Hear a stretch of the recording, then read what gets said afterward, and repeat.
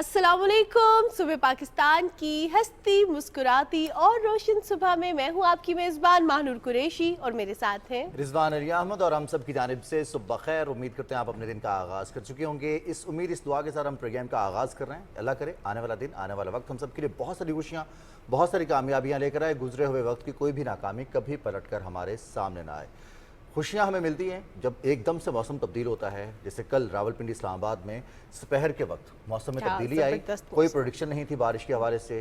बताया ज़रूर गया था कि हल्की फुल्की बारिश हो सकती है, स्कैटर्ड रेन होगी, लेकिन जिस तरह से तेज़ आंधी आई और उसके बाद अच्छी बारिश हुई इस्लामाबाद में और दर्जा हरारत में अच्छा खासा फ़र्क आया, तो कल का दिन हमें ये खुशी मिली। बिल्कुल जनाब, मौसम इस कदर खुशगवार और खूबसूरत हो गया था और उसके बाद हमने देखा कि ये खुशी लोगों की निकली कैसे कि सब लोग रोड्स पे निकल आए। इस्लामाबाद की सड़कों पे रश था, मारगला हिल्स पे रश था। हम देख रहे थे कि जो इस्लामाबाद के और खूबसूरत मकामात हैं रावलपिंडी के, वहाँ पे इस कदर रश स्टार्ट हो गया था तो पता चल रहा था कि वीकेंड है, क्योंकि अक्सर औकात जो पिछले हमारे कुछ वीकेंड्स गुजरे हैं वो गर्मी की शिद्दत की वजह से रोड्स वीरान ही थी।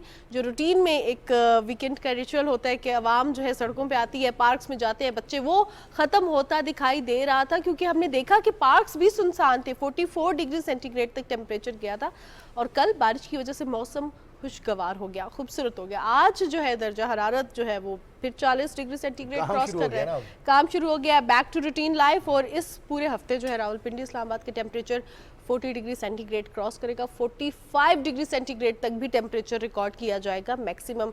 तो गर्मी की जो शिद्दत है उसमें इजाफा हुआ है और इसमें जो है सबसे ज़्यादा चीज़ इम्पॉर्टेंट ये है कि आपने एहतियाती तदाबीर इख्तियार करनी है, पानी का इस्तेमाल ज़्यादा से ज़्यादा करना है और एक और चीज़ का ख्याल आपने रखना है। अगर आप ट्रेल्स पे जा रहे हैं, क्योंकि शाम के वक्त वहाँ पे छाँव भी होती है, खूबसूरत माहौल भी होता है, तो हम देखते हैं कि बहुत से लोग ट्रेल्स का रुख कर रहे होते हैं जो पहले पार्क्स में जाते थे। लेकिन एक चीज़ का ख्याल रखते हैं, सिगरेट नोशी नहीं करनी, क्योंकि हम देख रहे हैं कि अभी बहुत से ऐसे इंसिडेंट सामने आए हैं जिसमें आग लगी है मारगला हिल्स पे।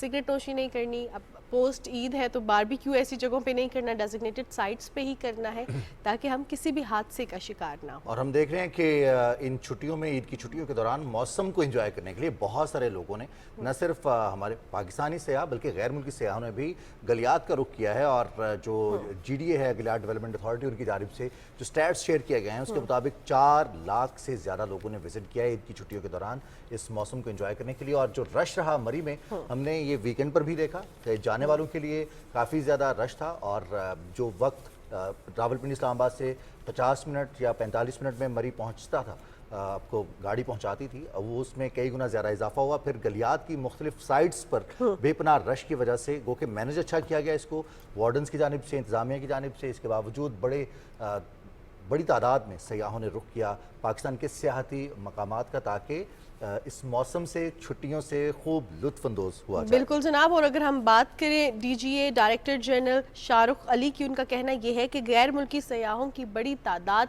ने गलियात का रुख किया है और पाकिस्तान के दिलकश नज़ारों से भी लुत्फ़अंदोज़ हुए। और इन इलाकों में हम अगर बात करें, रथिया गली, डूंगा गली, अयूबिया और दीगर मकामात शामिल हैं, जिसमें हम देखते हैं कि पाकिस्तानी सयाह भी और गैर मुल्की सयाह भी इस मौसम में लाजमी जो है वो रुख करते हैं। और क्या खूबसूरत हम वहाँ पे नज़ारे देख रहे होते हैं। और फिर जिस तरह मैनेजमेंट के हवाले से रिजवान ने बात की, वो भी इंश्योर की गई है, क्योंकि सयाहों की सिक्योरिटी के हवाले से बात करें तो ये सिर्फ हम देखते हैं कि कुछ मकामात पे सिर्फ सयाहों के लिए नहीं बल्कि पाकिस्तान के तमाम शहरी और गैर मुल्की शहरी, क्योंकि अब हम देख रहे हैं कि पाकिस्तान के दीगर ममालिक के साथ कोलैबोरेशंस भी हैं। हम देख रहे हैं कि गैर मुल्की यहाँ पे आके टीम्स काम भी कर रही हैं। तो इस हवाले से हुकूमत का भी यही विजन है कि पाकिस्तान एक इन्वेस्टमेंट फ्रेंडली स्टेट तो है, लेकिन ये बहुत प्रोटेक्टिव स्टेट है उन लोगों के लिए जो बाहर से आते हैं, यहाँ पे इन्वेस्ट करते हैं या चाहे यहाँ पे टूरिस्ट। और इस हवाले से एक इजलास भी मुनक्किद किया गया है वज़ीर आज़म शहबाज शरीफ की सरदारत में। और अमन अमान और सिक्योरिटी की सूरत हाल पर जो है उनको मंसूबों की पेशरफ्त के हवाले से उन्होंने जायज़ा भी लिया और स्पेशल प्रोटेक्शन यूनिट के मुतल्लिक उनको ब्रीफिंग भी दी गई। और फिर रिजवान, एक और प्रोजेक्ट इस्लामाबाद मॉडल जेल का प्रोजेक्ट, उसमें ताख़ीर हुई तो इस हवाले से इंक्वायरी की भी हिदायत की गई है। हम देखते हैं कि वफाकी वज़ीर दाखिला ने कुछ रोज़ कबल विजिट भी किया था साइट को और इस जेल की तामीर को बर वक्त मुकम्मल करने के हवाले से हिदायत भी जारी की थी। अब इस मनसूबे की पेशरफ्त के हवाले से, इसकी तकमील के हवाले से ताख़ीर है तो वज़ीर आज़म ने बाकायदा इंक्वायरी की हिदायत जारी कर दी हैं। साथ ही साथ वज़ीर आज़म का ये भी कहना है कि न सिर्फ पाकिस्तानी शहरियों का बल्कि पाकिस्तान में मौजूद गैर मुल्कियों का भी तहफ़्फ़ुज़ हुकूमत की अव्वलीन तरजीह है और इसके लिए किसी किस्म की गफलत या कोताही बर्दाश्त नहीं की जाएगी। तो यूँ इंतज़ामात का जायज़ा लेना और बराह रास्त इन्वॉल्व होना वज़ीर-ए-आज़म का ये इस बात का सबूत है कि हुकूमत पाकिस्तान हर सतह पर पाकिस्तान में मौजूद तमाम गैर मुल्कियों के हवाले से, जो पाकिस्तान में इन्वेस्टमेंट के हवाले से, बिज़नेस के हवाले से या पाकिस्तान को विज़िट करने के लिए सयाह मौजूद हैं, उनके तहफ़्फ़ुज़ के लिए कंसर्न है और अपने कंसर्न्स का इजहार भी कर रही है और उसके हवाले से आला सतह इजलास भी मुनक़िद हुआ। और अब हम रुख करेंगे T20 क्रिकेट वर्ल्ड कप का। और T20 क्रिकेट वर्ल्ड कप 50वां मैच इस वक्त जारी है और 55 मजबूती तौर पर मैचेस हैं। इनमें से 3 मैचेस तो वो हैं जो एलिमिनेटर होंगे, 2 सेमीफाइनल और 1 फाइनल। लेकिन उससे कबल सुपर 8 के मैचेस, और सुपर 8 के मैचेस भी अब मानूर उस स्टेज पर आ गए हैं कि ये जीतेगा तो वो आगे जाएगा, ये हारेगा तो ये फिर भी क्वालिफाई कर जाएगा। हम देखें इंग्लैंड की टीम जो कि इस वर्ल्ड कप में बड़ी जिग जैग पोजीशन में रही, बारिश की वजह से मैच मुतासिर हुए, फिर कुछ ऐसे मैचेस में उनको अपने रन रेट बेहतर बनाने का मौका मिला कि वो टॉप ऑफ द टेबल आए। और फिर अब सुपर 8 में भी कल का मैच जीत कर वो टॉप ऑफ द टेबल आ गए हैं, क्वालिफाई कर गए हैं और इंडिया भी क्वालिफाई कर चुका है। अब मुकाबला है साउथ अफ्रीका वेस्ट इंडीज़ और अफगानिस्तान ऑस्ट्रेलिया का। बिल्कुल जनाब, और हम देखते हैं कि अफगानिस्तान ने जब पहले ऑस्ट्रेलिया को शिकस्त 2-4 कर दिया तो ये बहुत बड़ा एक अपसेट था। और क्योंकि हम वही वाली बात है कि अब सिर्फ हमारी अपनी परफॉर्मेंस मैटर नहीं करती, अब दूसरे की भी परफॉर्मेंस मैटर करती है कि कौन जीतेगा तो दूसरा बंदा, दूसरी टीम जो है वो आगे जाएगी। अब इस हवाले से हम बात करेंगे क्योंकि हम देख रहे हैं कि रिजवान, हम हमेशा ये कहते थे कि पाकिस्तानी टीम अनप्रिडिक्टेबल है, लेकिन और भी दीगर ममालिक की जो टीम्स है वो सब अनप्रिडिक्टेबल हो रही है और गेम भी, पूरी गेम ही अनप्रिडिक्टेबल है। और आई बिलीव जब गेम अनप्रिडिक्टेबल जितनी होती है उतना जो है शायकीन का इंटरेस्ट बढ़ता है, उतनी क्यूरोसिटी बढ़ती है, उतना जो एक्साइटमेंट लेवल बढ़ता है और उतना ही मज़ा आता है ड्यूरिंग द मैच जब आप अपनी अपनी टीम को सपोर्ट कर रहे होते हैं। क्योंकि अक्सर औकात पहले ये होता था कि हमें पहले के कुछ ओवर्स में पता चल जाता था कि हमारी टीम जीतने वाली है या नहीं, लेकिन अब नहीं पता चलता क्योंकि बहुत अनप्रिडिक्टेबिलिटी है इसमें। लेकिन प्रिडिक्ट करने के लिए प्रोग्राम में एक्सपर्ट मौजूद है। जो मुझे पहला वर्ल्ड कप अपने होश के मुताबिक मैंने देखा था वो 96 का था, जिसमें हम क्वार्टर फाइनल में हारे थे। तब से लेके अब तक मुझे मानूर कभी नहीं पता चला कि हमारी टीम कब जीत रही है, कब हार रही है। पाकिस्तान की टीम वर्ल्ड चैंपियन ऑस्ट्रेलिया में जाके ईद वाले दिन शिकस्त दे देना, फिर भारत को उसमें शिकस्त दे देना। पाकिस्तानी टीम कभी भी कुछ भी कर सकती है और कहीं पर भी कुछ भी कर सकती है। मुझे याद है आज भी जब इस वर्ल्ड कप का आगाज़ होना था, T20 वर्ल्ड कप का, हमारे पेसर्स को लेकर, हमारे बैटर्स को लेकर सोशल मीडिया पर वो बातें हो रही थी कि इमेजिन, जस्ट इमेजिन, लेकिन रिजवान एक्सपीरियंस चाहिए ना समझने के लिए कि पाकिस्तानी टीम जीतेगी या नहीं, यू नो। लेकिन हमारे पास एक्सपीरियंस गेस्ट मौजूद है जो कि बात करेंगे, क्योंकि हम तो अपने अपने एक्सपीरियंसेस शेयर कर रहे हैं कि हमें पता चलता है या नहीं। लेकिन एक प्रॉपर्ली अगर हम क्रिकेट डेवलपमेंट के हवाले से बात करें, प्रॉपर्ली स्पोर्ट्स डेवलपमेंट के हवाले से बात करें, तो जब हम डेवलपमेंट के हवाले से स्पोर्ट्स की बात करते हैं तो आमिर बिलाल साहब हमारे दिमाग में आते हैं। आज आमिर बिलाल साहब हमारे साथ स्टूडियो में भी मौजूद है, प्रोग्राम में आपको खुशामदीद कहते हैं। बहुत शुक्रिया मानूर आपका, रिजवान आपका, तमाम नाजरीन को मेरा सलाम। वालेकुम अस्सलाम। नाजरीन की जानिब से कल अफगानिस्तान ने ऑस्ट्रेलिया को हरा दिया और कहा जा रहा है, दो राय हैं कि एक तो ये अपसेट है, इसको अपसेट कहा जा रहा है, दूसरा ये कहा जा रहा है कि ऑस्ट्रेलिया के साथ अपना वो जो रिवेंज था वनडे वर्ल्ड कप का, जिसमें सिंगल हैंडेडली मैक्सवेल ने मैच जितवा दिया था, वो बदला लिया है अफगानिस्तान ने और अफगानिस्तान की क्रिकेट डेवलप हुई है। जिस तरह से गुलबदीन नायब ने कल पहले उन्होंने बाद में बॉलिंग की, लेकिन पहले जो पेयर था उनका टॉप ऑर्डर, उसने बैटिंग की थी तो 148 रन पोस्ट किए। ये क्या डेवलपमेंट बेहतरी है अफगान क्रिकेट में या अपसेट ही है ये? देखिए, मैं समझता हूँ ये एक कम्बिनेशन है दोनों चीज़ों का। मैंने ये कहा है अपने एक ट्वीट में कि एक फ़िट टीम ने एक सुपर फिट टीम को हरा दिया। यानी दोनों टीमें अगर आप देखें तो both were very physically fit teams. ठीक है, अफगान बहुत मिसफील्डिंग थी, 3 मिसफील्डिंग अपनी जगह पे बिल्कुल आपकी बात सही है। It was a bad day for Australia, no doubt about it. लेकिन अगर आप प्रेडिक्टेबिलिटी के परसेंटेज पर जाएं तो और ऑन पेपर टीम्स को देखें तो डेफिनेटली ऑस्ट्रेलिया एक बेहतर टीम है। लेकिन अफ़गानिस्तान को आप ये कह सकते हैं कि इस टूर्नामेंट की सबसे इम्प्रूव्ड टीम अफ़गानिस्तान अभी तक सामने आई है और उसने हर शोबे में जो है अपनी इम्प्रूवमेंट दिखाई है। और इस मैच के अंदर जहाँ पर के एक बॉलिंग स्पेल, बड़ा शानदार बॉलिंग स्पेल रहा, और उससे भी जो बढ़ के चीज़ देखने वाली है वो है अफ़गानिस्तान के टीम कैप्टनसी। राशिद ने जिस तरह से टीम की कप्तानी की है वो भी बाइसे तहसीन है। उनके बॉलिंग चेंजेस, उनकी फील्ड प्लेसिंग, ये सारी चीज़ें जो हैं that really made the difference. और जिस तरह से अफ़गानिस्तान की बॉडी लैंग्वेज थी वो बहुत मैटर करती थी, और उसके पीछे जो है वो डेफिनेटली कप्तान का हाथ था। तो मैं उसमें पूरा क्रेडिट दूंगा अफ़गानिस्तान की टीम कप्तान को। सही। अच्छा, लेकिन अब जहाँ पे आपने बात की कि अफ़गानिस्तान की टीम एक प्रॉपरली जो है ग्रूम टीम नज़र आई है और हमने देखा कि बेहतर से बेहतरीन हो रही है, तो यहाँ पे क्या ऑस्ट्रेलिया पे प्रेशर ज़्यादा था? क्योंकि जब हम देख रहे होते हैं कि एक emerging team from a developing state आ रही है आगे, और फिर जिसने आपने कहा बॉडी लैंग्वेज, तो ये it's all about your mind and your body language and it's all about your confidence as well. तो क्या इसने ऑस्ट्रेलिया पे प्रेशर बिल्ड किया या वाकई it was a bad day for them? Australia ने जरा इजी ले लिया या उनको। इजी भी, हाँ, हाँ, ऐसे भी हो सकता है, ओवर मैं- कॉन्फिडेंटली जी भी हाँ, आप मैं कभी-कभी समझता हूँ कि खेलते हैं। थोड़ा सा ना ऑस्ट्रेलिया ने उनको इजी भी लिया, और थोड़ा बैड डे भी था ऑस्ट्रेलिया के लिए। और क्योंकि अफ़गानिस्तान ने एक बेहतर परफॉर्मेंस भी दिखाई, तो ये तमाम फैक्टर्स जो थे फिर ये अफ़गानिस्तान की हक में चले गए। तो इसको ये कह सकते हैं आप कि it was a bad day for Australia, but Afghanistan was over Jubilant so far as the victory was concerned. Exactly और हम देखते हैं कि कल जो विकेट का बिहेवियर था उसमें अफगान ओपनर से पहले 6 ओवर्स में वो मारधाड़ नहीं की थी जो पावर प्ले में होती है, और ऑस्ट्रेलियन बल्लेबाजों ने यही गलती की। वो ट्रेविस हेड हों या फिर डेविड वार्नर हों या मिचेल मार्श, उन्होंने आते साथ ही वो स्ट्रोक्स खेलने की कोशिश की, मिस की हुए और अपने विकेट्स गंवाई। अब जो मैच चल रहा है इस वक्त, it's kind of quarter final West Indies और साउथ अफ्रीका के माबैन, और उसमें वेस्ट इंडीज़ ने 135 रन किए हैं और मैच जीतने के लिए अब बारिश वजह से 3 ओवर्स रिड्यूस किए गए हैं। साउथ अफ्रीका कामयाबी के करीब है, 46 गेंदों पर 35 रन होने चाहिए, मैच जीतने के लिए 6 विकेट्स बाकी हैं। इस मैच में साउथ अफ्रीका ऑलमोस्ट वो अपना जो लाइन है वो क्रॉस कर चुके हैं, क्वालिफाई कर रहे हैं।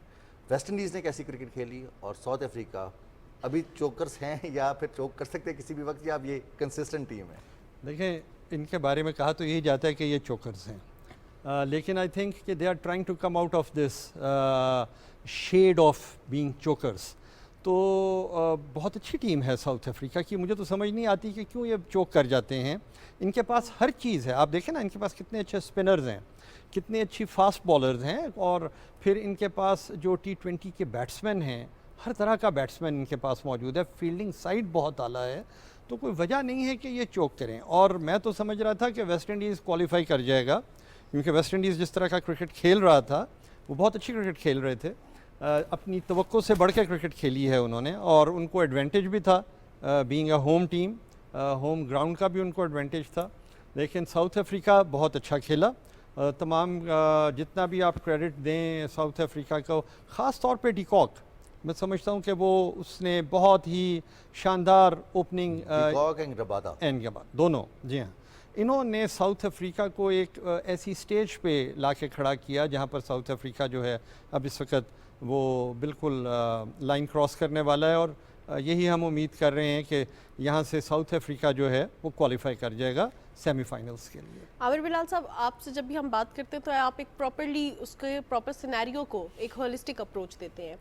दीगर एक्सपर्ट से हमने इस हवाले से बात की जब पाकिस्तान इस सीरीज से निकला, आपकी क्या राय है? पाकिस्तान के ऊपर प्रेशर था, पाकिस्तान क्योंकि हमने वार्म अप मैचेस नहीं खेले थे, या पाकिस्तान के लिए एक बैड सीरीज़ का, एक और बैड सीरीज़ का ये टाइम था, या पाकिस्तान को लगा था कि मतलब we had enough good time, ये जेलिन, जिस तरह हमने पहले बात की कि काकूल भेजा गया कि जेलिन हो जाए खिलाड़ी, इसी तरह जो है, या फिर एक और चीज़ कि डिसीजंस बहुत जो रैपिडली चेंज हो रही थी, क्या रीज़न है कि पाकिस्तान इज़ नॉट परफॉर्मिंग जिस तरह की आवाम की, जिस तरह के शायकीन की उनसे उम्मीदें हैं? और फिर हमने देखा कि वो जिस तरह शायकी, फिर with the passage of time उनकी जो वीडियोस, हारिस रऊफ की एक वीडियो भी सामने आई, he was a bit aggressive, लेकिन that was not a full approach कि क्या हुआ था उस टाइम पे।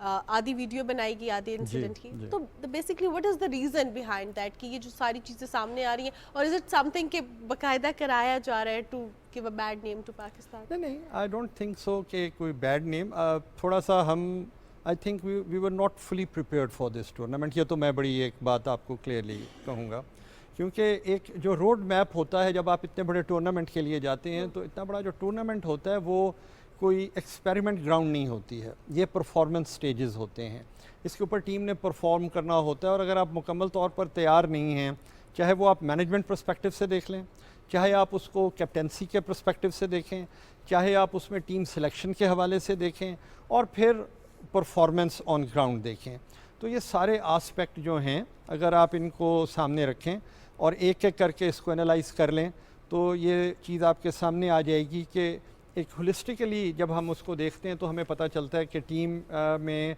तकरीबन हर एरियाज़ में ही कुछ गैप्स थे। सिलेक्शन के अंदर भी हम कुछ ऐसे प्लेयर्स को ले गए, कुछ को हमने खिलाया ही नहीं, जो कि डिज़र्व करते थे उनको हमने बैठाई रखा। कुछ प्लेयर्स को हमने ऐसे प्लेयर्स को चांस दिए जो शायद क्रिकेट खेलने के लिए ही फ़िट नहीं थे या किसी भी स्पोर्ट्स के हवाले से शायद वो फ़िट ना हो। इसी तरह से मैं समझता हूँ कि एक हमारे यहाँ कैप्टेंसी में भी अब हमें इस चीज़ को देखना पड़ेगा कि जैसे मैंने लास्ट टाइम भी कहा था कि ज़रूरी नहीं होता कि कोई बहुत अच्छा बैट्समैन जो है वो बहुत अच्छा कैप्टन भी हो। बाबर आजम जैसे खिलाड़ी सदियों में पैदा होते हैं and we must give him the credit for all his contributions.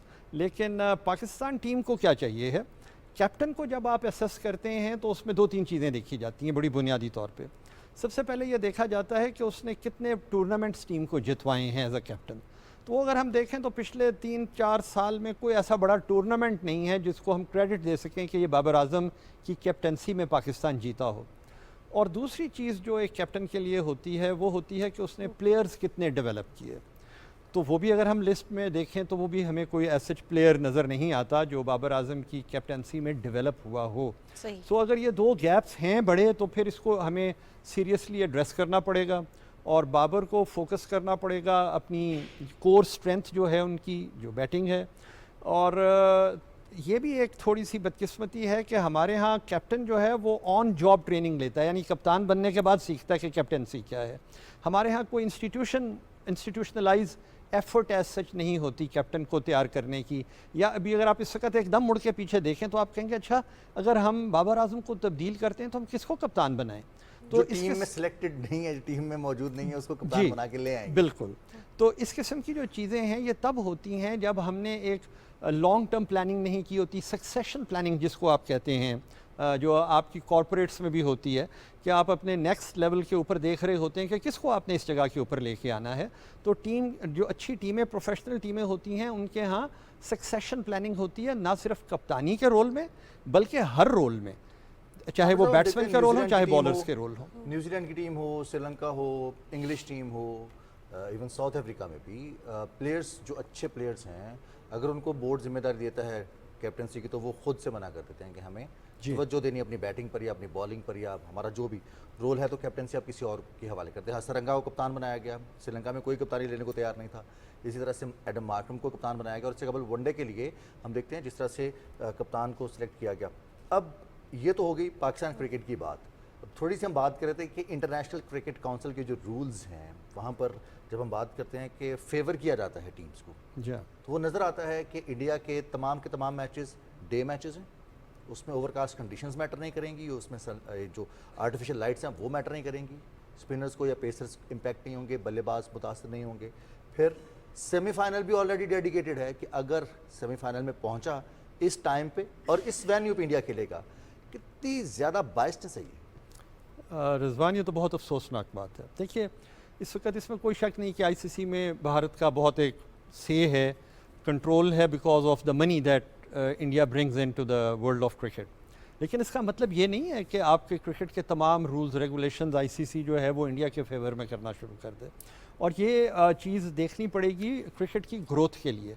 ये क्रिकेट की ग्रोथ के लिए ये कोई अच्छी चीज़ नहीं है और इससे ओवरऑल जो एक क्रिकेट की जो एनवायरनमेंट है वर्ल्ड वाइड वो इम्पैक्ट करती है। फिर जब आप क्रिकेट को ग्लोबलाइज करने के लिए जा रहे हैं और आप इस किस्म की चीज़ें करेंगे जिसमें आप एक टीम को आउट ऑफ द वे कुछ फेवर्स देंगे तो that will impact the entire game of cricket. वो जो जेंटलमैन्स गेम है वो कहाँ गई? जी, वो जेंटलमैन गेम्स फिर क्रिकेट गेम वो इंडियंस गेम बन जाएगी।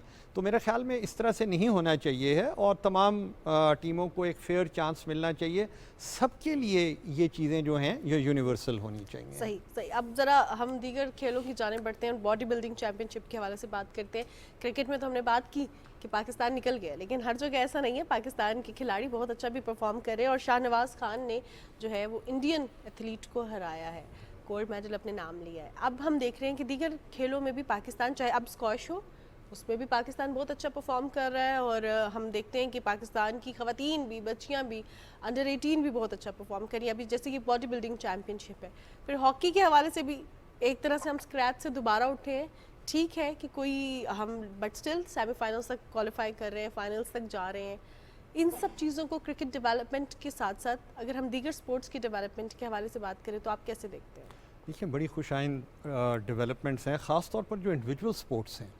Body building is an individual sport, तो इंडिविजुअल स्पोर्ट के हवाले से भी हमारे यहाँ बहुत अच्छे आपको बच्चे बच्चियाँ नज़र आती हैं। जैसे आपने शाहनवाज़ की बात की है, तो बॉडी बिल्डिंग में बहुत इन्वेस्टमेंट चाहिए होती है, स्पेशली डाइट के हवाले से, एक्सरसाइज के हवाले से, फोकस के हवाले से, और बहुत मेहनत दरकार होती है एक बॉडी बिल्डर को अपने वेट में, अपनी कैटेगरी के अंदर उस परफॉर्मेंस पे आने के लिए। और भारतीय बॉडी बिल्डर को उन्होंने हराया है फाइनल में, तो ये बहुत ही खुशाइन बात है और मुबारकबाद के मुस्तहिक हैं। मैं समझता हूँ कि पाकिस्तान की बॉडी बिल्डिंग फेडरेशन भी और शाहनवाज़ भी हम उनको मुबारकबाद देते हैं और हम उम्मीद करते हैं कि वो आइंदा भी पाकिस्तान के लिए इससे बेहतर कारकर्दगी दिखाएंगे और बहुत सारे मेडल्स पाकिस्तान के लिए जीत के आएंगे इंशाल्लाह। बहुत शुक्रिया आपका आमिर बिलाल साहब। यकीनी तौर पर बहुत सारे प्रोग्राम्स हैं, बहुत सारी बातें हैं जो हमें होती हैं खेल के हवाले से। अब खेलता पंजाब भी प्रोग्राम इनिशिएट किया गया है हुकूमत पंजाब की जानिब से, और पंजाब के नौजवानों को खेल के मौके हर सतह पर फ्राहम करने के लिए, फैसिलिटीज़ फ्राहम करने के लिए उसमें जिस तरह से इनामात रखे गए हैं उसके हवाले से पूरा एक लाहे अमल तरतीब दिया गया है। इस हवाले से भी इंशाल्लाह हम आने वाले प्रोग्राम्स में बात करेंगे और अपडेट्स आपके साथ शेयर करते रहेंगे। और अब हम कुछ बात करेंगे पाकिस्तान की बेहतर होती हुई इक्तिसादी सूरत हाल के हवाले से। बजट के बाद अब इस्लामाबाद में जो पार्लियामेंट है वहाँ पर हम देख रहे हैं कि सेनेट की जानिब से भी तजावीज़ दी जा रही हैं, जबकि कौमी असम्बली में जो MNAs हैं, कानून साज हैं, वो अपनी तजावीज़ पेश कर रहे हैं। बजट के ऊपर बहस जारी है। गुज़िश्ता रोज़ मुस्लिम लीग नून के MNA उन्होंने हनीफ अब्बासी साहब ने और तकरीर की और उसमें उन्होंने बहुत सारे ऐसे इक़दाम को उजागर किया जो इस बजट में तजवीज़ किया गया है। बिल्कुल, और हम देख रहे हैं कि अब अगर देखा जाए तो पोस्ट बजट फिर हमने देखा कि स्टॉक एक्सचेंज में बेहतरी आई है, और उसके साथ साथ एक बहुत बड़ा जो है हम देखते हैं कि इनिशिएटिव है कि इंडस्ट्री के लिए बिजली पर 11% की छूट है। और हनीफ अब्बासी साहब ने इस हवाले से ही बात की कि जो 11% की छूट है इससे इंडस्ट्रियलाइजेशन में बहुत ज़्यादा फ़ायदा होगा, कि इससे मज़ीद इंडस्ट्रीज़ लगेंगी पाकिस्तान में, इंडस्ट्रियलाइजेशन को फ़रोग मिलेगा। और ऑब्वियसली जब इंडस्ट्रियलाइजेशन को फ़रोग मिलेगा तो जो एम्प्लॉयमेंट क्रिएशन है वो भी बढ़ेगी और हम देखते हैं गुर्बत का खात्मा। एग्जैक्टली, और एक हेल्दी कंपटीशन की जानिब हम बढ़ेंगे। अब अगर हम मुल्क की बेहतर होती हुई इक्तिसादी सूरत हाल के हवाले से बात करें, इकॉनमी के हवाले से बात करें, तो ये इकॉनमी एक ऐसी चीज़ है जिसका इम्पैक्ट जो है हर एक सिंगल पर्सन पर आता है। और हमने देखा महंगाई कम हुई है, रोटी की कीमत कम हुई है, हम देख रहे हैं कि बहुत सी अशिया की कीमत कम हुई है, बल्कि रिजवान बहुत सी चीज़ें जो हम रूटीन में पहले ख़रीदते थे, मेकअप हो या नॉर्मल जो चीज़ें थी, उनकी कीमतों में भी कमी आई है। ये बड़ी अच्छी चीज़ है और हम देख रहे हैं कि जो मुल्क की सूरत हाल है वो बेहतर हो रही है। बिल्कुल जनाब, इस हवाले से बात करेंगे। डॉक्टर खाकान नजीब ने हमें प्रोग्राम में ज्वाइन किया है। डॉक्टर साहब, प्रोग्राम में आपको खुशामदीद कहते हैं और आपसे जानना चाहूँगी एक बहुत इंपॉर्टेंट चीज़ के हवाले से कि हमने देखा कि जो इस तरह के इकदाम किए जा रहे हैं कि आवाम को सहूलत फराहम की जा सके, और ख़ास तौर पर जो बिज़नेस कम्यूनिटी है जो कि पहले बड़ी अपने आप को मुतासरीन में कंसीडर करती थी, लेकिन उसके लिए भी अब बहुत सी ऐसे इनिशिएटिव्स लिए गए हैं। इंडस्ट्रीज़ के लिए बिजली के बिलों पर 11% का रिलीफ, ये कितना इम्पॉर्टेंट इकदाम है और इससे कितने पॉजिटिव इम्पैक्ट्स जो हैं वो सामने आएंगे? बिस्मिल्लाहिर्रहमानिर्रहीम। सो अगर आप ओवरऑल जायज़ा लें कि पाकिस्तान कहाँ खड़ा है तो आपको ये अंदाज़ा होगा कि IMF के प्रोग्राम के बाद एक जिसे कहते हैं स्टेबिलिटी या मैक्रो स्टेबिलिटी सी है, जिसमें पाकिस्तान के रिजर्व्स बेहतर हुए। पाकिस्तान का जो पॉलिसी रेट 22% था वो बहुत कम तो नहीं हुआ, पर 20.5% हुआ है। सो 20.5% जो है वो एक इनपुट है, यानी कि कॉस्ट ऑफ डूइंग बिजनेस में। So for industry I think जो सबसे बड़ा कदम है वो ये है कि हमारी इन्फ्लेशन जो है वो संभलना शुरू हो गई है, जिसका मतलब है कि वो डाउनवर्ड ट्रेंड पे है। ये लोगों के लिए भी एक रिलीफ है। 38% तक चली गई हुई इन्फ्लेशन जो है वो बैक टू अबाउट 12% आ गई है। इसकी वजह से थोड़ा सा रूम क्रिएट हुआ है। मैं तो समझता हूँ कि ये 20.5% भी जो स्टेट बैंक ने किया ये कम है। They had more room to cut. So वो इसको 20 से नीचे ला सकते थे। ये सबसे बड़ा रिलीफ है बिजनेसेस के लिए, क्योंकि कोई भी जब बोरो करता है तो उसके लिए एक इंटरेस्ट है। अगर इंटरेस्ट नीचे होगा तो ऑब्वियसली उनके रिटर्न्स बेहतर होंगे। सो एक वहाँ 1.5% का मिला। फिर एक कोशिश हो रही है कि जो क्रॉस सब्सिडी, यानी कि इंडस्ट्री ज़्यादा पैसे देती थी और जो हाउस होल्ड्स और बाकी सेक्टर्स थे उन पे एक क्रॉस सब्सिडी थी, आई थिंक 200 अरब रुपए की थी, तो उसको कम किया गया है। 1,000 रुपए तक जो ज्यादा हाउस होल्ड्स हैं, और 100 से लेके 1,000 रुपए तक एक फिक्स चार्ज लगा के इस क्रॉस सब्सिडी को खत्म किया गया। सो इंडस्ट्रीज को बिजली जो है regionally competitive rate I think पे मिलना शुरू हो जाएगी। So that's a positive. एक ऐसा एफसी आपको पता है बनी है, उससे एक कोशिश हो रही है कि वन विंडो ऑपरेशन से ना सिर्फ पाकिस्तान बल्कि बाहर के जो लोग हैं उनको एंटाइज किया जा सके कि वो पाकिस्तान आके इन्वेस्ट करें। लेट्स होप कि इसके खातिर खान नताइज बरामद होंगे। एक सऊदी डेलीगेशन पाकिस्तान आया, अभी एक चाइनीज डेलीगेशन पाकिस्तान आया हुआ था, इससे पहले भी कतर यूएई के भी लोग आते रहे। सो लेट्स होप कि एसआईएफसी जो है वो कामयाब होगी इस काविश में कि पाकिस्तान से बाहर के भी जो लोग हैं उनको पाकिस्तान लाकर इन्वेस्टमेंट की तरगीब दी जा सके।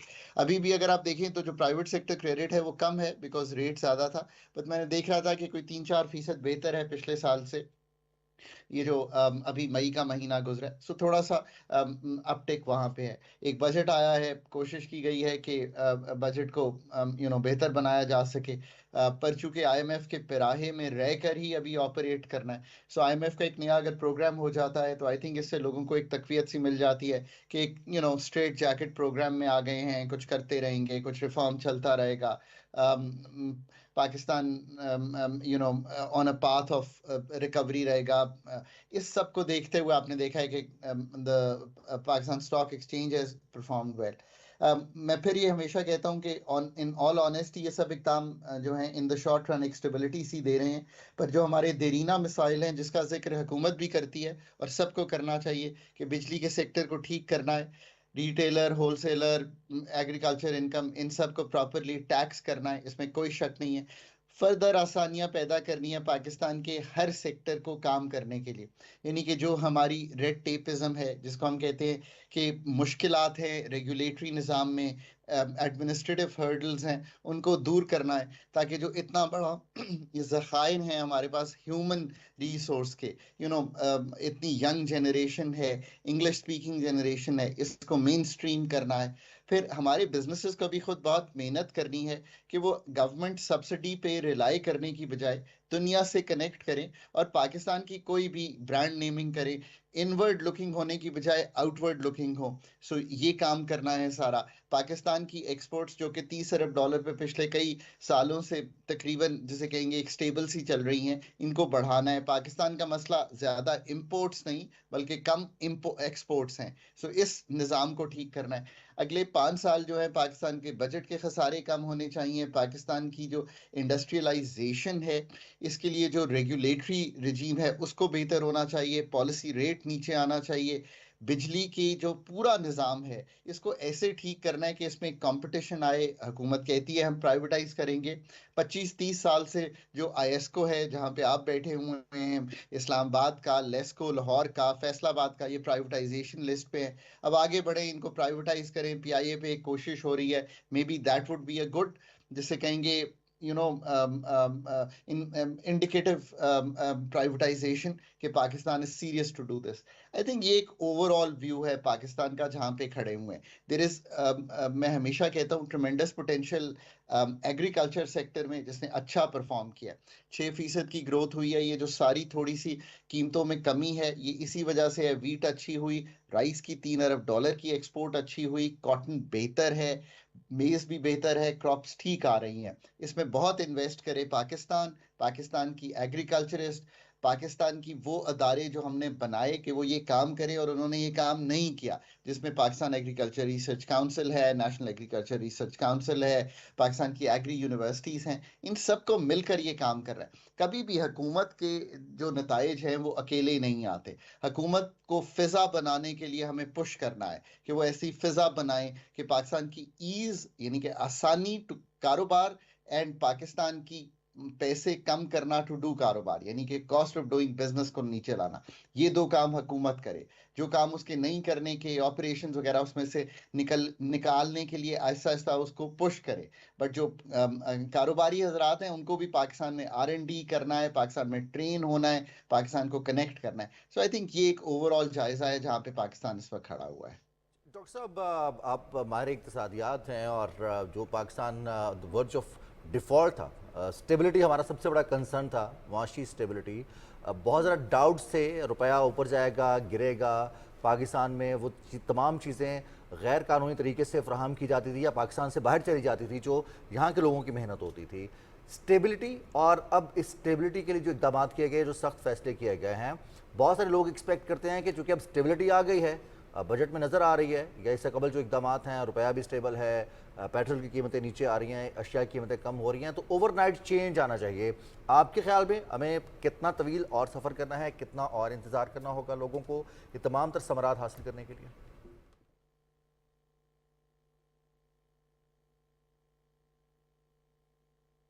आपको मेरी आवाज आ रही है? जी बिल्कुल, हम आपको सुन सकते हैं डॉक्टर साहब, आप हमें सुन सक रहे हैं?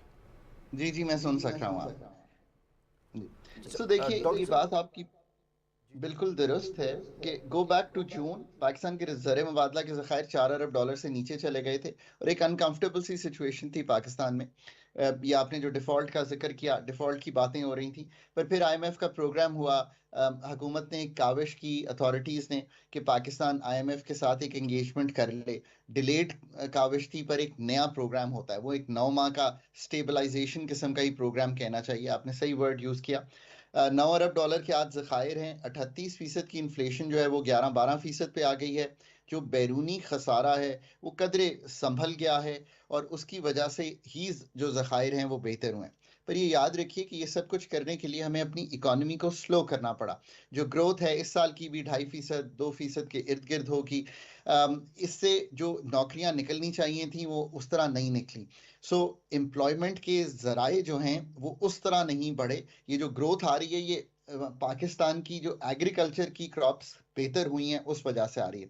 सो इस वजह से लोग समझते हैं कि जो उनको बेनिफिट सबसे बड़ा हमेशा होता है वो ये होता है कि पाकिस्तान ग्रो करता है, इंडस्ट्री लगती है, सर्विस सेक्टर ग्रो करता है, तो नई नौकरियां निकलती हैं।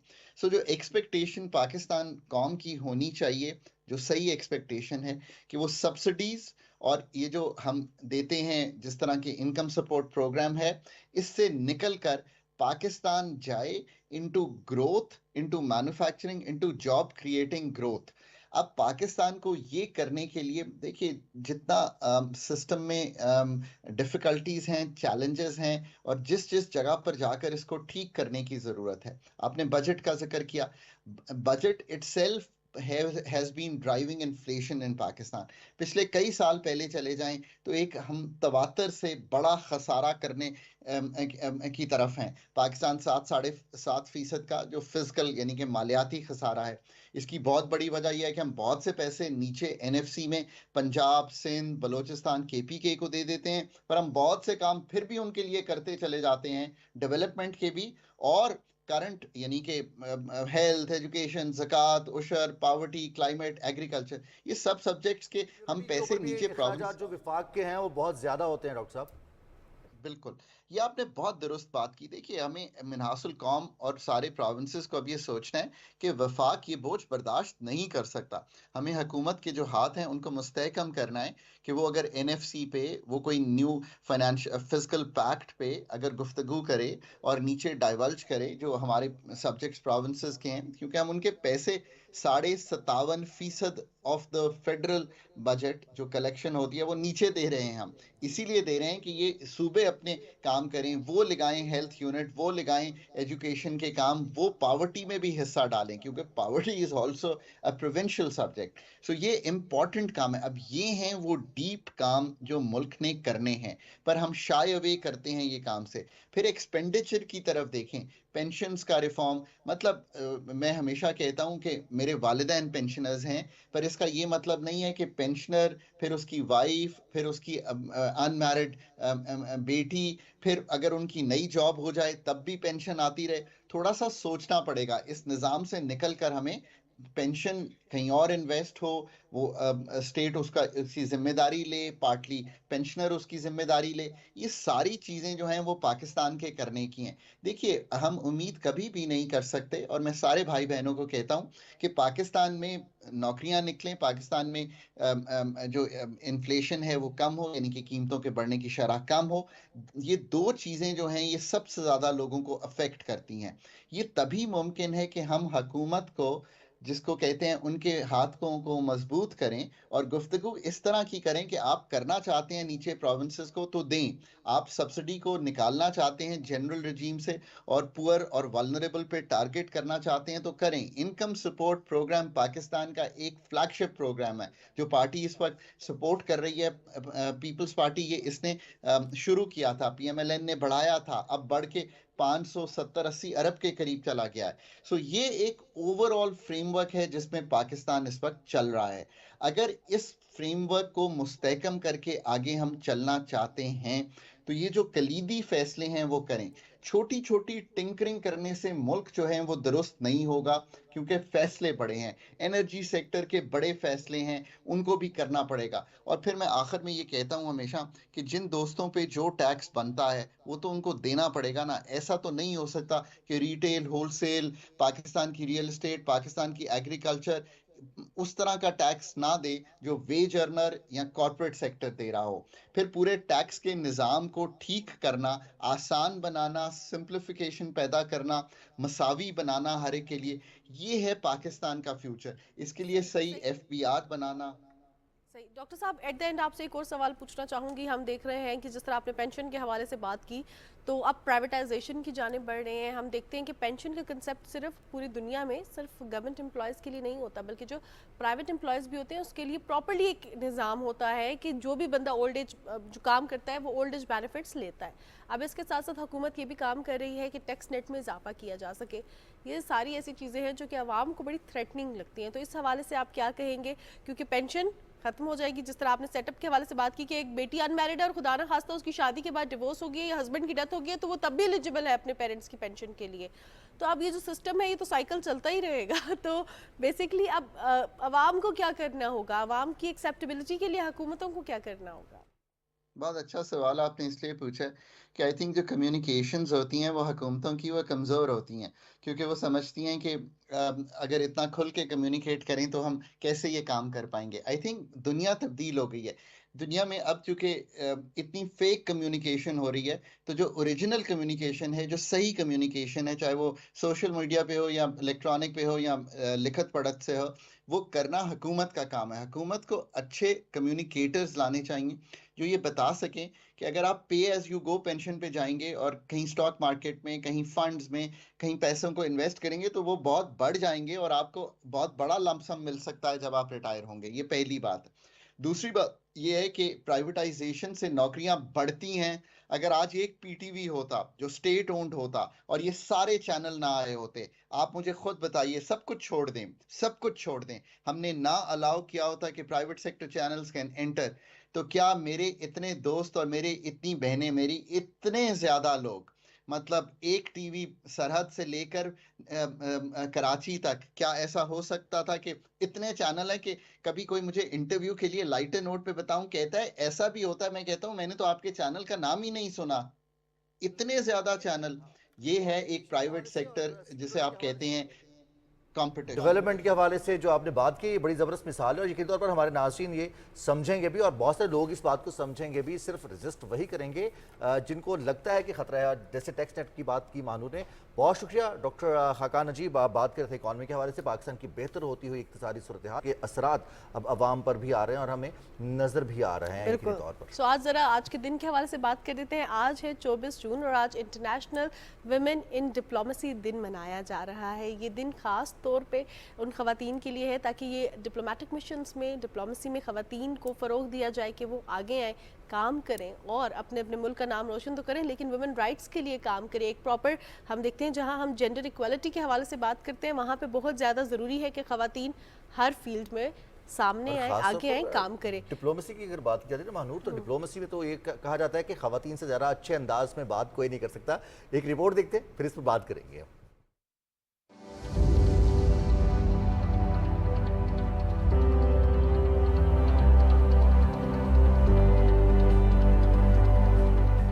ख़वातीन दुनिया की आबादी का निस्फ हैं। ख़वातीन 1945 में अक़वाम मुत्तहिदा के चार्टर के मुसव्वदे और इस पर दस्तखत के बाद आलमी नज़्म-ओ-नस्क में अहम किरदार अदा कर रही हैं।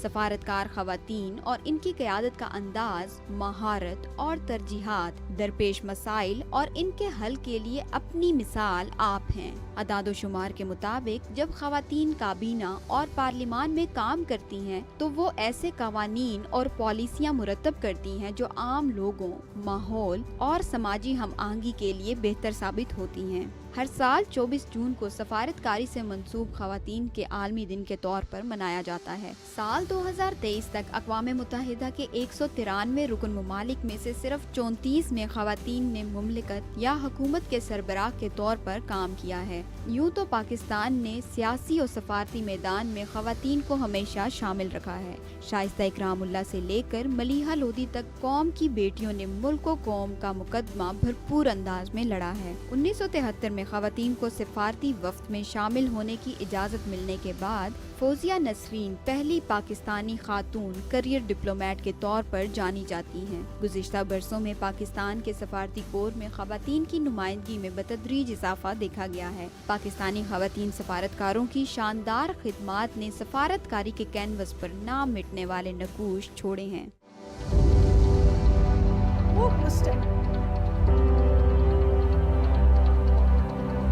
जी जनाब, हम बात कर रहे थे वुमेन इन डिप्लोमेसी के हवाले से और आज इसका आलमी दिन मनाया जा रहा है। जब हम वुमेन इन डिप्लोमेसी के हवाले से बात करते हैं तो एक नाम सहरे फहरिस्त है और अब हम देख रहे हैं कि दीगर ख़वातीन भी आगे आ रही हैं। एक ऐसी खातून जो चाइना के साथ साथ दीगर यूरोपियन ममालिक में भी पाकिस्तान की सफ़ीर रही हैं, हमें ज्वाइन किया है मैम नगमाना हाशमी ने। हम आपको प्रोग्राम में खुशामदीद कहते हैं ma'am, and we are so thankful कि आज आप प्रोग्राम के लिए आपने वक्त निकाला। आई एम सो ग्रेटफुल कि आपने मुझे मदऊ किया, बहुत शुक्रिया।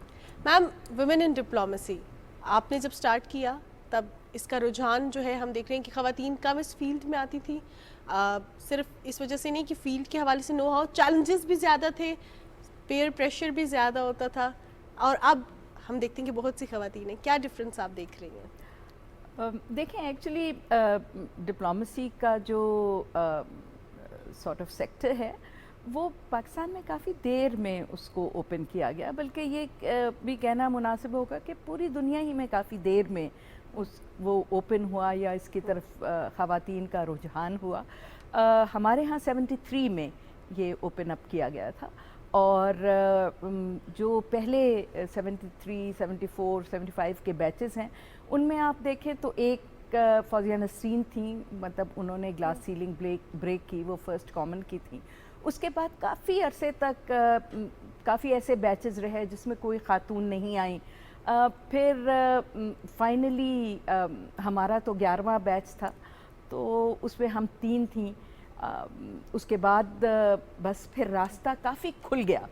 तो जब हमने 83 में सर्विस ज्वाइन की तो वाकई ख़वातीन की जो तादाद थी काफ़ी कम थी, लेकिन अब ये देख के बहुत खुशी होती है कि दीगर सेक्टर्स के साथ साथ फॉरेन ऑफिस के सेक्टर में अब तो बेतहाशा ख़वातीन आ रही हैं और बहुत अच्छा परफॉर्म कर रही हैं। और हम यकीनी तौर पर इस पर मज़ीद बात भी करेंगे कि ये डिफरेंस कितना इम्पैक्टफुल है, इसके क्या नताइज निकल रहे हैं दुनिया में, आगे किस तरफ बढ़ रही है दुनिया। बिल्कुल, लेकिन हमें न्यूज़ ब्रेक की जाने जाना है। बिल्कुल जनाब, मैम के एक्सपीरियंसेस के हवाले से भी थोड़ी सी बात करेंगे, लेकिन वक्त हुआ है न्यूज़ ब्रेक का।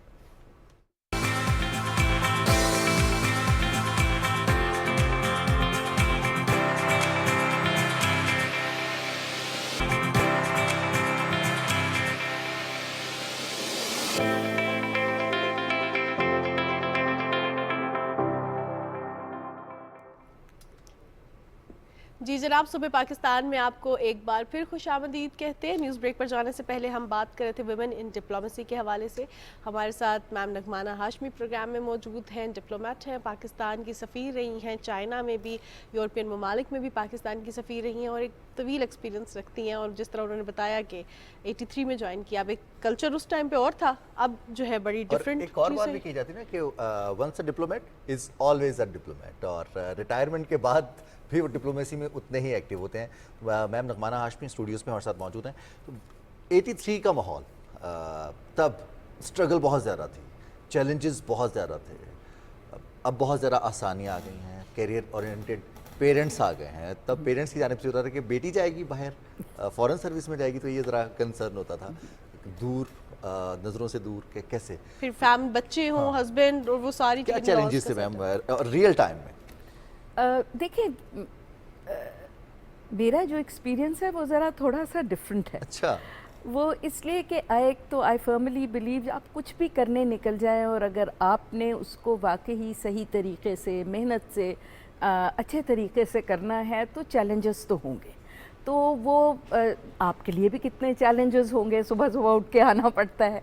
तो आप या चैलेंजेस पे फोकस कर लें या फिर अपॉर्चुनिटीज़ और उसकी जो पॉजिटिव साइड्स हैं उस पे फोकस कर लें। तो बेहतर यही होता है कि पॉजिटिव पे फोकस करें ताकि फिर आगे के रास्ते खुद ब खुद खुलते चले जाते हैं। बिल्कुल माहौल बहुत फ़र्क था। हमने तो ज़ियाउल हक साहब के दौर में जिहाद चल रहा था और बहुत ज़्यादा, आपको पता है, वो इस्लामाइजेशन का भी एक दौर था, तो बहुत ज़्यादा रिस्ट्रिक्शंस भी थी। तो हमने जब इम्तिहान दिया, सर्विस ज्वाइन की, तो सबसे पहला चैलेंज तो ऑफ कोर्स ये था कि जी ये शायद ज़ियाउल हक साहब पाबंदी लगा दें कि ख़वातीन को पोस्टिंग्स पे नहीं भेजा जाएगा या सिंगल ख़वातीन को नहीं भेजा जाएगा। तो काफ़ी प्रेशर था लोगों का कि भाई आप सर्विस छोड़ दें ये फिर।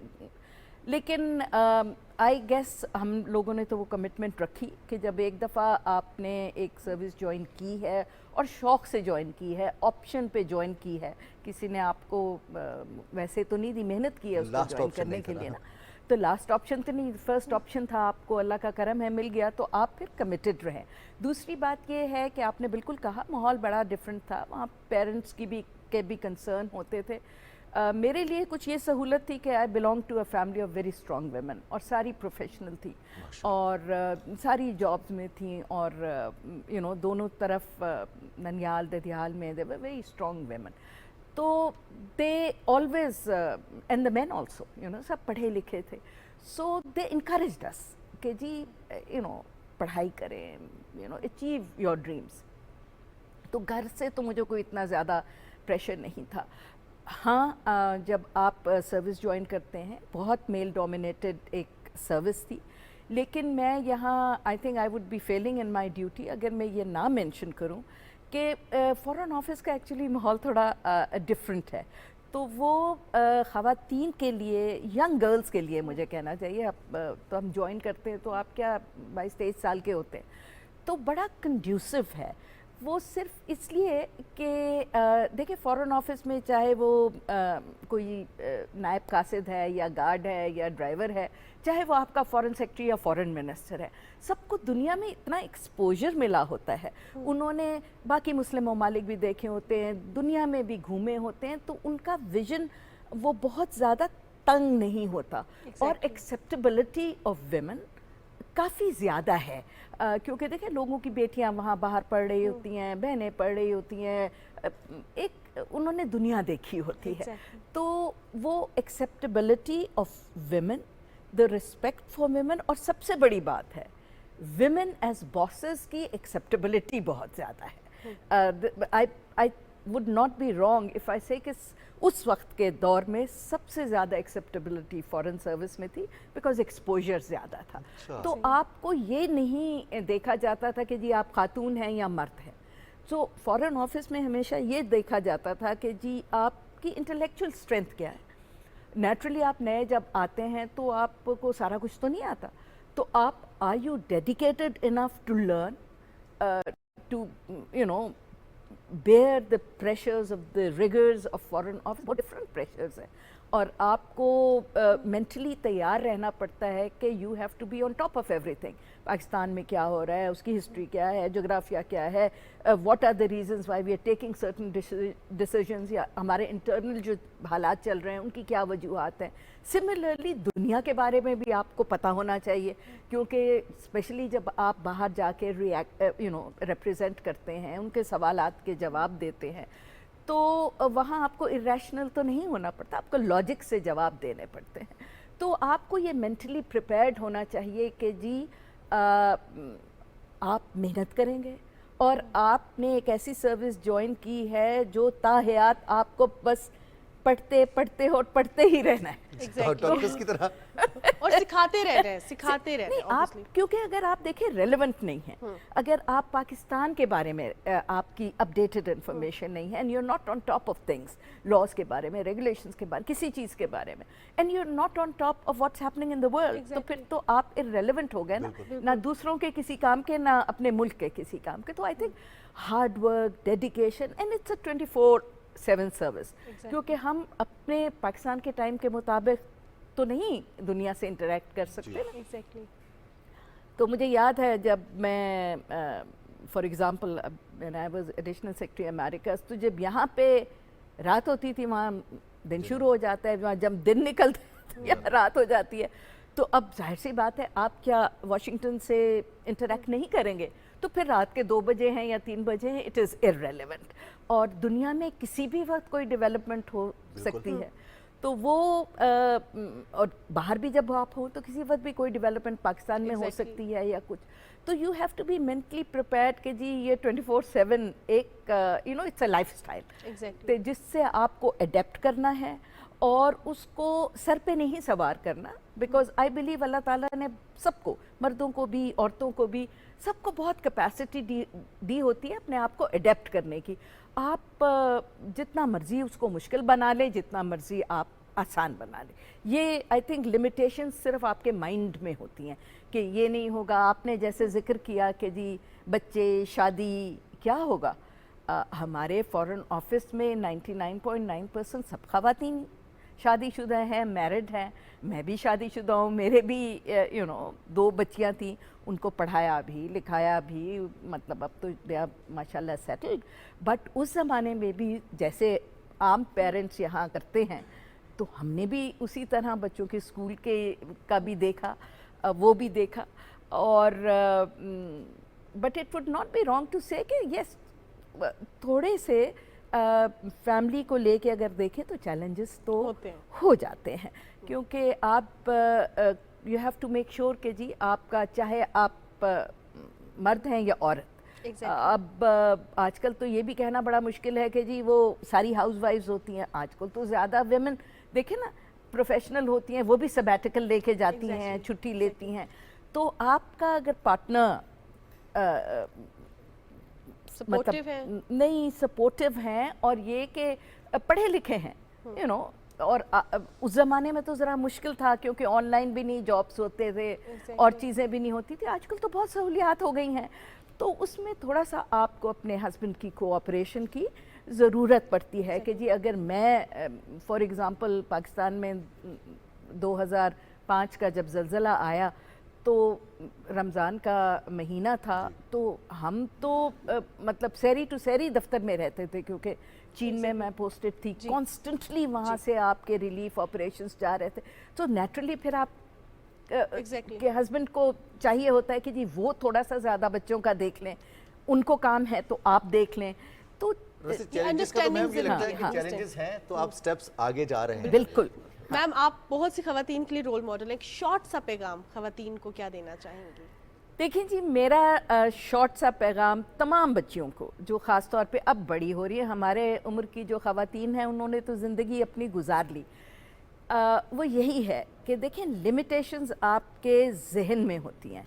Sky is not the limit is your own brain. तो आप को अल्लाह ताला ने बहुत ज़्यादा कैपेसिटी दी है, और अल्लाह ताला ने जो ख़वातीन को एक चीज़ दी है जो माजरत से शायद मर्द हजरात में वो कम होती है, वो है कि आप में सब्र ज़्यादा होता है, पेशेंस ज़्यादा होता है। जैसे आपने शुरू में कहा कि आप डिप्लोमेटिकली चीज़ों को हल करने की तरफ ज़्यादा जाते हैं, कॉन्फ्रंट्रेशन में नहीं जाते। और सबसे बड़ी बात कि अल्लाह ताला ने औरत को मल्टीटास्किंग की जो एबिलिटी दी है वो अनफॉर्चुनेटली मर्द में इतनी नहीं होती। तो ये ना सोचिए कि आप कर नहीं सकती।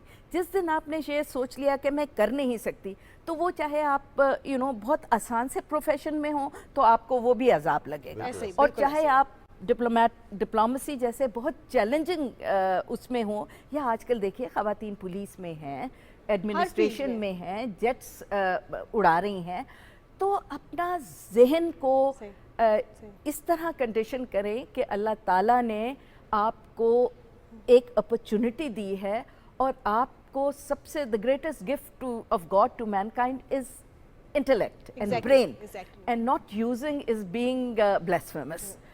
तो अपने लिए खुद लिमिटेशंस न करें। अल्लाह ताला ने आपको बहुत ताकत दी है, आप अपनी ड्रीम्स को परस्यू करें, लेकिन 3 बातें: इंटेग्रिटी,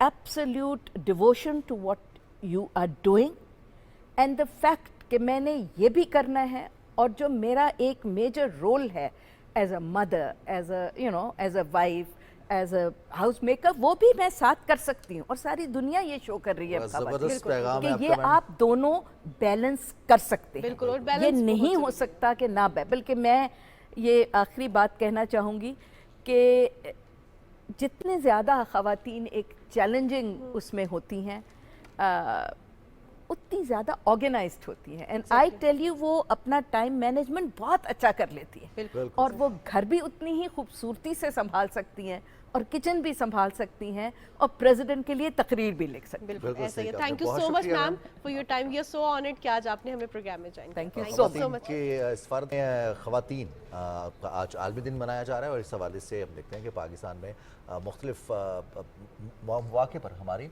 वज़ीर ख़ारजा भी रहीं हिना रबानी खर साहब और पाकिस्तान के लिए उन्होंने खिदमत अंजाम दी। अब हम आगे बढ़ते हैं और आज है मंडे, और मंडे हफ्ते का पहला दिन, और हफ्ते के पहले दिन हमारे पास हमारे मेहमान होते हैं मज़हर शहजाद साहब। मज़हर शहजाद साहब ने हमें ज्वाइन कर लिया है। मज़हर साहब, प्रोग्राम में आपको खुशामदीद कहते हैं। अस्सलाम वालेकुम, हाउ आर यू वालेकुम अस्सलाम। एवरीबॉडी? ठीक ठाक। शुक्र अल्हम्दुलिल्लाह। आप बताइए कैसी मॉर्निंग है आपकी और आज क्या तख्लीक कर रहे हैं?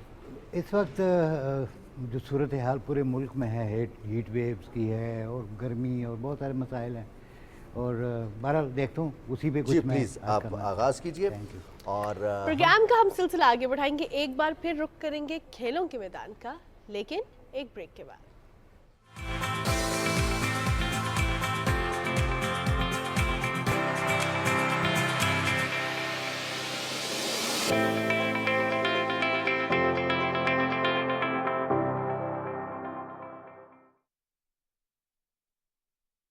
बढ़ता दर्जा हरारत हीट स्ट्रोक का बायस बन सकता है। अगर आप ये अलामात महसूस करें, जैसा कि पसीने का ना आना, चक्कर आना, गर्म, सुर्ख और खुश्क जल्द, शदीद प्यास लगना, उल्टियों मतली आना या बेहोशी, तो फौरन सायादार और ठंडी जगह पर रुक जाएं और इमरजेंसी की सूरत में डॉक्टर से रुजू करें। अगर आप खुद को हीट वेव से बचाना चाहते हैं तो गर्म मशरूबात से परहेज करें, ठंडे पानी से गुस्ल करें, पानी और मशरूबात का ज्यादा इस्तेमाल करें, सर को ढांप कर रखें, बिला जरूरत गर्मी में बाहर निकलने से इज्तनाब करें। याद रखिए, आपकी थोड़ी सी गफलत जानलेवा साबित हो सकती है। मोहतात रहें, महफूज रहें।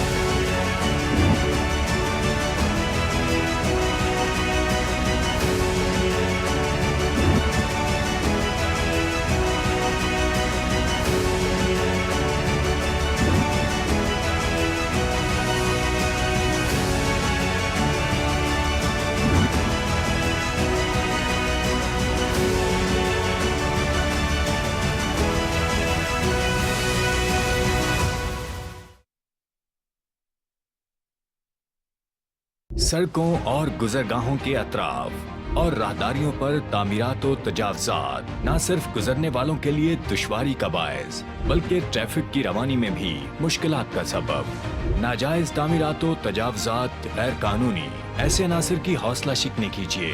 अपने हक के लिए आवाज उठाएं। तजावजात के खिलाफ मुतलका फोरम पर शिकायत दर्ज करवाएं। फुटपाथ पैदल चलने वालों का हक, अपने हक पर किसी को कब्जा ना करने दें।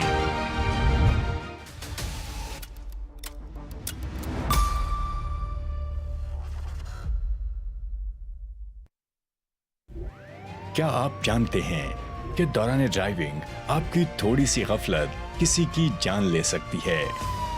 जब भी एम्बुलेंस का सायरन सुने तो गाड़ी साइड पर लगा लें या तरजीही बुनियाद पर रास्ता दें। एम्बुलेंस को रास्ता दें, जिंदगी को रास्ता दें।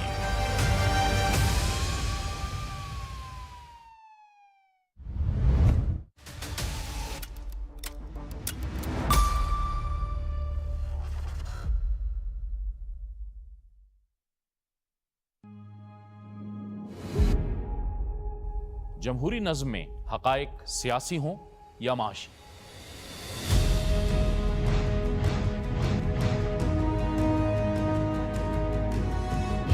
लाजिम है कि दस्तूर की हदबंदियां हों ताकि जमहूरी इदारों पर अवाम का एतमाद बरकरार रह सके। मुल्क को दरपेश चैलेंजेस से निमटने के लिए कौमी वहदत जरूरी है।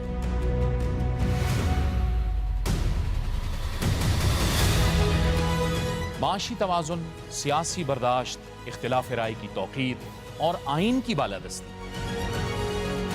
इन तमाम उमूर से जुड़े हक़ाइक़ परखने और जानने के लिए देखिए प्रोग्राम शाहराए दस्तूर शब 11:05 हर हफ्ते और इतवार की रात, सिर्फ PTV न्यूज़ में।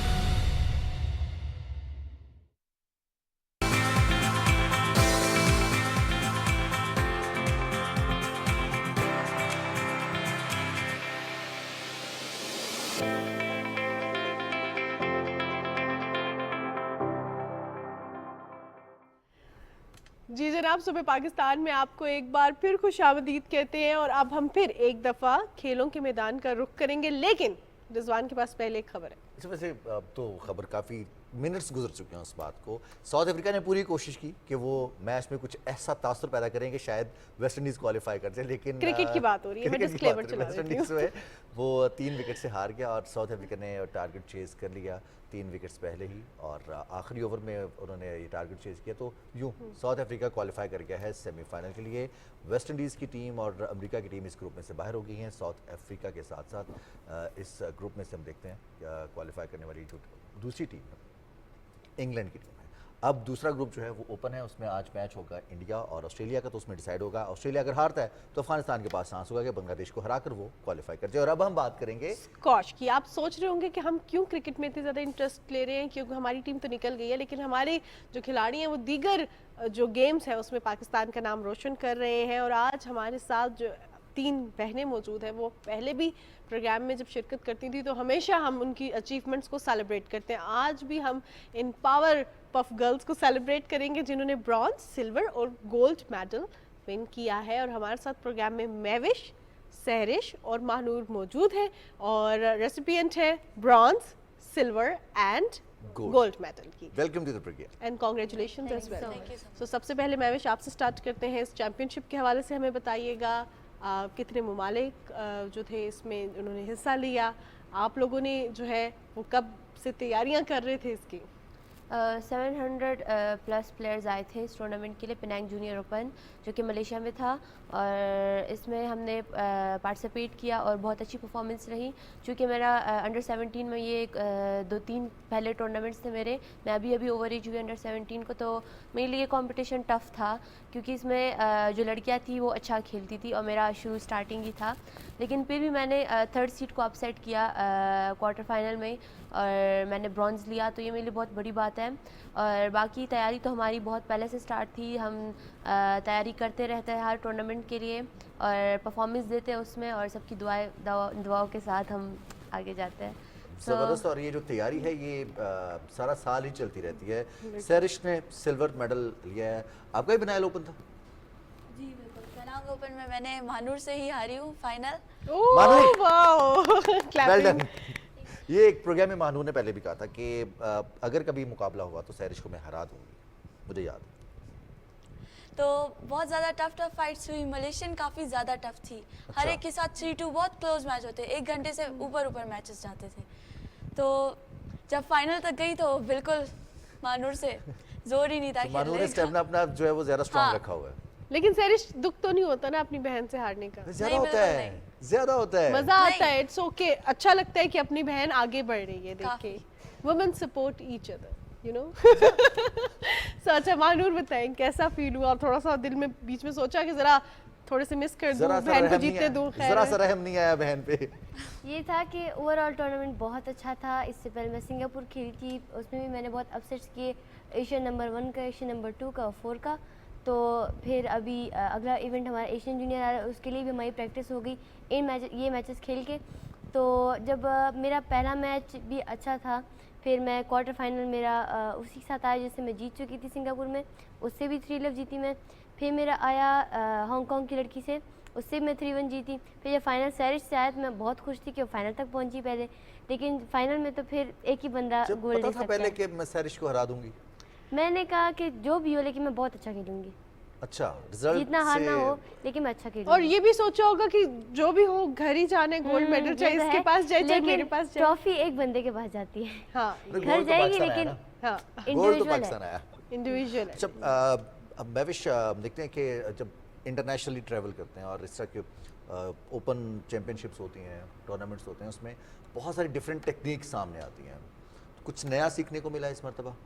जी बिल्कुल, हम जिस टूर्नामेंट भी जाते हैं या हम बच्चे से सीखते हैं, आप बड़े से जिससे भी हो, लेकिन हम किसी ना किसी प्लेयर से ज़रूर एक ना एक टिप ज़रूर सीखते हैं। और ये एक बहुत अच्छी बात है कि कोई बंदा दूसरे प्लेयर से जो उनकी अच्छी क्वालिटी है वो हम सीखें और उसको फिर हम गेम में उसी तरह परफॉर्म करें। तो हम जिस टूर्नामेंट में जाते हैं अच्छे प्लेयर से सीखते हैं, किसी छोटे प्लेयर से भी सीख लेता है, एक दूसरे से खास कर सीखता है। तो हर टूर्नामेंट में हमारा एक्सपीरियंस अलग होता है और नई नई चीज़ें हमें देखने को मिलती है, सीखने को मिलती है, जो कि हमारे लिए एक बहुत बड़ा एक्सपोजर है। और इसी तरह के और टूर्नामेंट्स हमें खेलने चाहिए और हम इसी तरह टाइटल्स लाते रहेंगे। अच्छा, बीइंग एल्डर सिस्टर, तो आप बताती भी हैं कि जब दोनों बहनें छोटी खेल रही होती हैं तो उनको बाद में टिप्स देती हैं कि ऐसे नहीं ऐसे खेलो, मेरा ये एक्सपीरियंस था, ये मेरी मिस्टेक्स थी, अब इनसे सीखो। हाँ, एक्चुअली हम तीनों बहनें तीनों को एक दूसरे को समझाते हैं, क्योंकि गेम में कोई भी सीनियर जूनियर नहीं होता, आप प्लेयर होते हो और आपने एक दूसरे को सिखाना होता है, चाहे वो जूनियर हो सीनियर हो, आपने एक दूसरे से सीखना होता है। तो हम तीनों एक दूसरे को बहुत सपोर्ट करते हैं और हर एक मैच से पहले हम एक दूसरे को टिप्स देते हैं। लेकिन फाइनल में मैं चूँकि सैरिश के साथ थी और बाबा मेरे महानूर के साथ थे, तो हमने रखा हुआ था कि कौन जीतता है तो देखते हैं। फिर वो मतलब होता है ना, बैट लगाई थी कि कौन जीतेगा तो खाना खिलाएगा। सो सैरिश अनफॉर्चुनेटली हार गई। सैरिश, मैविश की ज़रा बात कौन मानता है, महानूर या सैरिश? कोई नहीं। कोई नहीं, दैट्स द रियलिटी। क्योंकि सैरिश खामोश थी इससे पहले कि कुछ बोले, क्योंकि जब उन्होंने कह दिया प्लेयर है तो इक्वल लेवल पे, तो फिर हर चीज़ में इक्वल लेवल आ जाता है। और व्हेन यू आर लाइक इतना ज़्यादा डिफरेंस नहीं होता और एक ही गेम में होते हैं तो आप एक दूसरे को टिप्स भी देते हैं, फिर इसी तरह लाइफ में भी ऐसे चल रहा होता है। अब ये बताएं कि दोनों बहनें जो हैं जब खेल रहे थे, क्योंकि मुझे बड़ा इंटरेस्टिंग लग रहा है कि जब बहनों का आपस में मैच हो, एंड दैट्स क्वाइट अमेजिंग। एक को मैविश सपोर्ट कर रही थी और एक को फादर सपोर्ट कर रही थी, राइट? सो उस टाइम पे ज़्यादा स्ट्रॉन्ग पावर थी उस तरफ। ये था कि मुझे जो है ये सपोर्ट करे, मेरे पास ज़्यादा सपोर्ट होनी चाहिए, या मैच से पहले भी एक दूसरे को हौसला दिया आपस में, या जो थे एक दूसरे को हम लोग कह रहे थे कि अब देखो मैं तुम्हें कोर्ट में दिखाती हूँ कि कैसे खेलते हैं। मतलब ये होता है ना फ्रेंडली, लेकिन कोर्ट पे फिर हम लोग कहें कि दुश्मन चीखें मारते थे, मतलब रैली के बाद जब पॉइंट लेके फिर हम इस पे चीख भी मारते थे, कम भी करते थे, तो मतलब अपने लिए प्रेशर में डालने के लिए। इसके पास पापा की सपोर्ट थी, उस वजह से मुझे बहुत गुस्सा आया था। अच्छा, और यही वो पॉइंट होता है जिस पर प्लेयर को, एथलीट को गुस्सा दिलाकर उसका टेम्परामेंट लूज करवा के उसको हरा दिया जाता है। सर पापा मानूर को समझा रहे थे और पापा हर एक मैच में मेरे साथ ज़्यादा सपोर्ट करते हैं, मुझे बहुत समझाते हैं। चाहे इनका मैच हो रहा, पापा मेरे मैच में बैठते हैं, तो जब पापा मानूर को फेवर दे रहे थे तो मुझे उस टाइम गुस्सा आता था। तो आपके पास मैविश थी, बड़ी बहन थी, पापा तो पापा होते हैं ना। फोकस तो सारा चला गया ना कि पापा आज मेरे साथ नहीं है, महानूर के साथ हैं, तो वो सारा ध्यान वहाँ पे था। तो महानूर को एडवांटेज मिला इस चीज़ का? वो तो है, कॉन्फिडेंस रहता है कि अब वो मेरे साइड पे है, फिर इस तरह, लेकिन खेलना तो अपने अकेले होता है। थोड़ा सा आता है ना कि दो बहनें हैं, आपको मेंटल स्ट्रेंथ भी पता है, वीकनेस भी पता है, गेम प्लान करना आसान हो जाता है। ये अच्छा क्या है। क्या प्लान किया था? मैंने प्लान किया था कि मैं पहले इसे थकाऊंगी, जो कि वो थक चुकी थी क्योंकि उसने सारे मैचेस किए थे, बहुत टफ गए थे इसके, 3-1 3-2 हर मैच 3-1 3-2 गया था। तो मैंने कहा था पहले गेम में मैं इसे थकाऊंगी। मैं पहली गेम हार गई थी, अच्छा। फिर मैंने इसे 3-1 जीत गई। जबरदस्त कमबैक किया आपने। तो मेरा सेकंड राउंड ही टॉप सीड के साथ था, टूर्नामेंट की टॉप सीड फर्स्ट।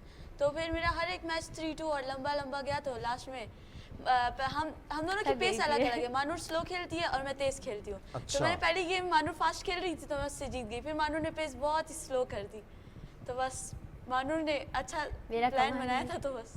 तो महविश की क्या टेक्निक है, आप स्लो खेलती हैं, तेज खेलती हैं? मैं अटैकिंग खेलती कभी है कभी चेंज अटैकिंग खेलती है बहुत। और मैं अटैकिंग गेम खेलती हूँ। अटैकिंग? बहुत। और अब लगता ये है कि अगर महविश को कि अगर महविश जिस तरह सीरियस बैठी हैं कि इस तरह से गेम में भी ऐसी सीरियस होती हैं कि अगर कहीं पॉइंट नहीं मिल रहा और सामने वाली प्लेयर, जैसे मानूर ने टेक्निक लगाई थी कि स्लो करके गेम को थका के हराना है, कोई ऐसी टेक्निक लड़ाओ तो उसको मारती तो नहीं है कोर्ट के अंदर? नहीं, हम अपनी टेक्निक से खेलते हैं। हम तीनों का स्टाइल अलग है और तीनों का डिफरेंट स्टाइल है। हाँ, बहुत अलग है।